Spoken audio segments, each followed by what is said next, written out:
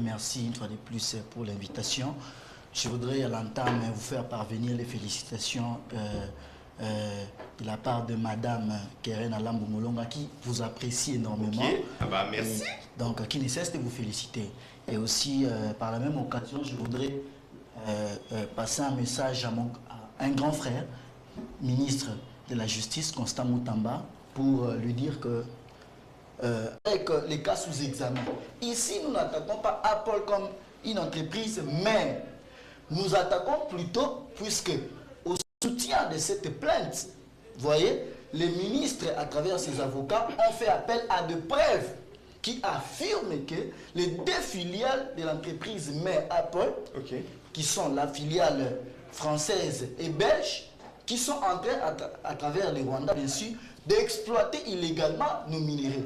Donc, voilà un peu le contenu de cette plainte. Donc, d'après vous, vous croyez que la plainte est tombée entre les bonnes mains, la juridiction compétente? Puisque ici, nous nous attaquons à la société belge et française. Oui. Qui sont en train, même si à l'extrême, l'on pourrait reconnaître que les États-Unis ont toujours une mainmise sur cette affaire, mais ici, nous attaquons les filles exploitées à travers les Rwandais, bien entendu, illégalement nos minéraux. C'est pourquoi nous les avons attaqués. Mais vous ne croyez pas que c'est mieux qu'on s'adresse à Dieu qu'à ses saints? Déjà qu'on sait. Excusez, déjà, on doit être plus précis. Les prolongements d'appel, c'est appel. Non, les prolongements d'appel n'est pas appel, c'est une filiale. Pourquoi je dis ça? Parce que cette filiale dépend des appels. Et financièrement. Mais lorsqu'il s'agit d'une action en justice, on ne va pas. On parle d'une filiale. S'il vous plaît. On parle d'une filiale, faites attention.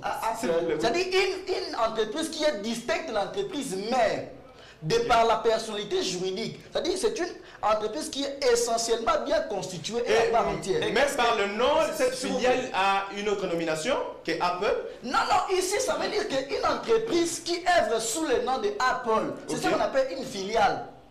C'est comme une extension. Vous avez besoin d'une... Voilà, on va le dire. C'est comme une extension. Vous avez héritage des vainqueurs ici. On prend cet héritage des vainqueurs. Ça c'est la diplomatie, ça c'est la politique. Ça n'a rien à voir avec la justice, le droit. Le droit pour initier... Mais vous ne croyez pas que vous êtes en train d'innocenter l'entreprise principale de Apple aux États-Unis? Non. Juridiquement, étant donné que nous n'avons pas de preuves qui attestent que ce serait l'entreprise mère qui œuvre illégalement sur notre sol, nous ne pouvons pas nous hasarder sur ce terrain-là. La justice n'est pas comme les communs des mortels l'entendent. Vous voyez, la justice, il faut avoir des preuves. Il faut avoir des preuves. Et étant donné que nous avons des preuves que les deux filiales plutôt travaillent sur notre sol et organisent tout ce qui est organisé pour tuer, pour massacrer et finalement prendre nos minéraux. C'est comme ça que nous avons attrait en justice. Mais Apple qui achète, c'est aussi un reseller. Merci. Justement, mais pas l'Apple comme la société mère. Merci. Monsieur Isaac, avant que l'on deuxième thématique... un élément, très rapidement. Moi, je suis en train d'encourager le ministre de la Justice.